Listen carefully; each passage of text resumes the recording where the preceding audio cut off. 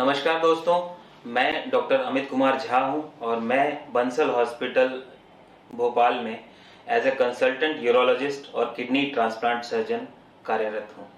आज मैं आपके समक्ष इस वीडियो सीरीज के माध्यम से, जिसका नाम हमने यूरोलॉजी मेड इजी दिया है, इसके माध्यम से हम यूरोलॉजी के कई टॉपिक्स के बारे में साधारण भाषा में जानकारी देने के लिए उपस्थित हुए हैं। छोटे वीडियोस में हमारी ये कोशिश है कि जितनी साधारण भाषा में हो सके लोगों तक ये जानकारी पहुंच सके। तो आज जो टॉपिक हमने उठाया है वो लेज़र के बारे में है। लेज़र मशीन क्या होती है, लेज़र सर्जरी क्या होती है, क्या उसके फायदे होते हैं, किन ऑपरेशंस में उसका इस्तेमाल होता है और यूरोलॉजी में इसका क्या प्रयोग है और लैप्रोस्कोपिक सर्जरी से ये कैसे डिफरेंट है। इन सब बातों पर हम कुछ छोटी सी चर्चा करेंगे। लेज़र मशीन के बारे में अगर बात करूं तो लेज़र का फुल फॉर्म जो है literal light amplification by stimulated emission of radiation है। अब ये बहुत भारी भरकम टर्म है। अगर कभी कक्षा 7वीं 8वीं में फिजिक्स की क्लास में थोड़ा बहुत ध्यान दिया हो तो आपको याद आएगा कि लेज़र बीम जो है वो एक सीधी बीम होती है। उसमें लाइट पार्टिकल्स जो हैं वो एक दूसरे के पैरेलल रन करते हैं, इसीलिए उसमें जब वो एक जगह से दूसरी जगह जाती है तो उसमें एनर्जी लॉस नहीं होती। तो ये एनर्जी इसमें केंद्रित की जा सकती है, किसी एक जगह पर इसको अप्लाई किया जा सकता है। इसी का नाम लेज़र है। ये मशीनों के द्वारा उत्पन्न होती है और फिर हमारे शरीर में फाइबर्स के माध्यम से, पतले सिलिकॉन फाइबर्स के माध्यम से पहुंचाई जाती है। तो बीमारी की जगह है, या तो वो ट्यूमर हो या स्टोन हो या कोई एबनॉर्मल रुकावट हो, उस जगह पे इस एनर्जी को अप्लाई करके उस बीमारी को दूर किया जाता है। बस यही लेज़र है। लेज़र की विशेषताओं की अगर मैं बात करूं तो जनरली ये मिनिमली इन्वेजिव सर्जरी का भाग होती है। मतलब कि मिनिमली इन्वेजिव का कहूं कि बहुत ही सूक्ष्म छोटे छोटे इंसिजन्स या कट्स, या कभी कभी बिना किसी कट के भी शरीर में उपकरणों को पहुंचाना और शल्य क्रिया को करना और कम से कम शरीर को नुकसान पहुंचाकर जो है मरीज को रोग मुक्त करना, यही मिनिमली इन्वेजिव सर्जरी है और लेज़र इसका अभिन्न अंग है।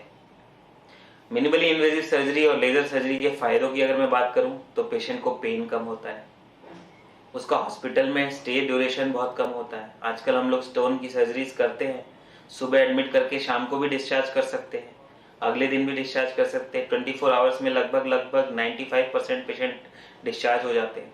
ऐसा पहले नहीं था। इसके अलावा ब्लीडिंग कम होती है, मरीज की घर में रिकवरी भी जल्दी होती है, वो अपने काम पर जल्दी लौट सकता है। तो हर तरह से ये फायदेमंद है। यूरोलॉजी में खासकर जिन सर्जरियों में लेज़र का इस्तेमाल होता है वो है RIRS, मिनी PCNL, प्रोस्टेट की सर्जरीज, स्ट्रिक्चर या रुकावट की सर्जरीज, कभी कभी ब्लैडर ट्यूमर्स को भी लेज़र से हम लोग अब्लेट करते हैं। तो इस तरह की कुछ ऑपरेशन है RIRS, मिनी पर PCNL, जिनमें लेज़र का ज़्यादा इस्तेमाल होता है। RIRS और मिनी PCNL स्टोन की सर्जरीज हैं।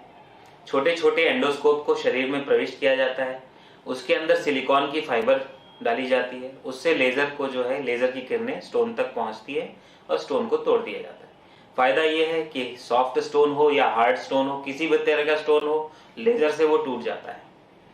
प्रोस्टेट में फायदा यह है कि पूरा का पूरे प्रोस्टेट को आप इन्यूक्लिएट कर सकते हैं, रिमूव कर सकते हैं। इससे फ्लो बहुत अच्छा सुधर जाता है पेशेंट का, ब्लीडिंग कम होती है, हॉस्पिटल में ड्यूरेशन ऑफ स्टे बहुत कम रहता है, अगले दिन पेशेंट डिस्चार्ज हो जाता है। तो ये लेज़र के कुछ फायदे हैं। अब मैं यहाँ पे बता दूं कि बहुत सारी आजकल पेशेंट एग्रीगेटर कंपनीज हैं जो कि बहुत सारी भ्रांतियां फैला रही हैं। वो कहते हैं कि हाइड्रोसील भी लेज़र से हो सकता है।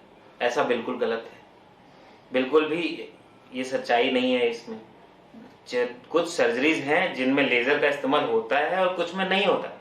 इसको क्लियरली आप आपके पास के डॉक्टर से मिलकर आप समझ सकते हैं।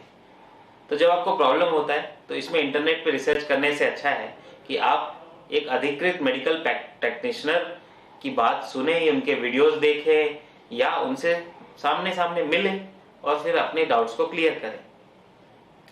अब यहाँ पे मैं बता दूं कि कुछ लोग सोचते हैं कि लिथोट्रिप्सी जो है होती है वही लेजर सर्जरी है। शॉकवेव लिथोट्रिप्सी और लेजर में बहुत फर्क है। जब 1980 के दशक में जर्मनी में कुछ साइंटिस्ट ने देखा कि जब एरोप्लेन टेक ऑफ या लैंडिंग कर रहा होता है तो हवाई पट्टी के आसपास, एयरपोर्ट के आसपास जो बिल्डिंगें होती हैं उनके शीशे चकनाचूर हो जाते हैं। ऐसा शॉक वेव्स की वजह से होता है। वो इन्हीं शॉक वेव्स को उन्होंने एक मशीन बनाई और उसको केंद्रित करना सीखा। केंद्रित वहां किया जहां बीमारी थी, स्टोन था। तो जब स्टोन से ये शॉकवेव टकराया तो स्टोन चूर चूर हो गया। तो ये शॉकवेव की प्रिंसिपल है। इसमें मरीज एक बेड के नीचे, मशीन के नीचे लेट जाता है, किरणों के द्वारा ये स्टोन टूट जाता है। पर इसमें और लेजर में बहुत ज्यादा फर्क है। लेजर में एक ऑपरेशन होता है, दूरबीन द्वारा शरीर में दूरबीन अंदर डाली जाती है, उसमें सिलिकॉन फाइबर जाती है, उसके थ्रू लेजर को स्टोन तक पहुंचाते हैं। शॉकवेव लिथोट्रिप्सी में बस मरीज, पेशेंट बेड पे है और जो दिखती नहीं शॉकवेव, वैसी शॉकवेव शरीर में अंदर जाती है। ठीक, तो ये डिफरेंस आप ध्यान में रखें।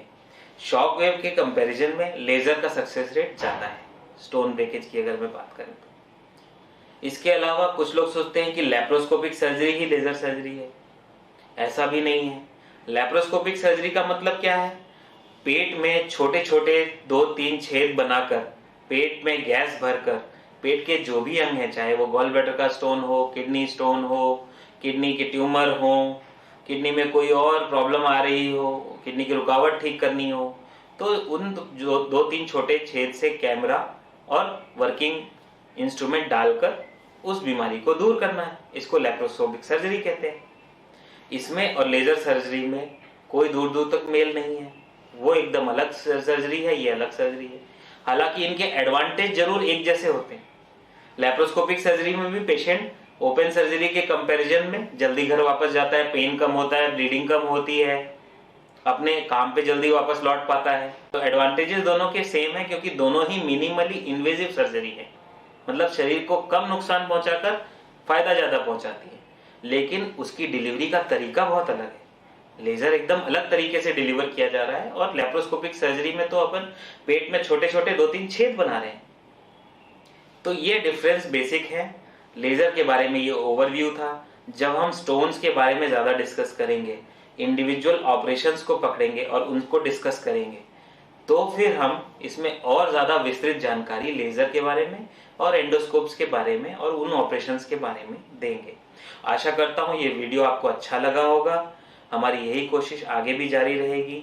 जितने भी हमारी कॉन्टैक्ट डिटेल्स हैं, वेबसाइट है, ईमेल आईडी है, ये सारे हमारे लिंक जो है डिस्क्रिप्शन में विस्तार से दिए गए हैं। कभी भी हमें अप्रोच करना हो तो हिचकिचाए नहीं। हम हमेशा अपने पेशेंट्स के लिए उपलब्ध हैं। नमस्कार।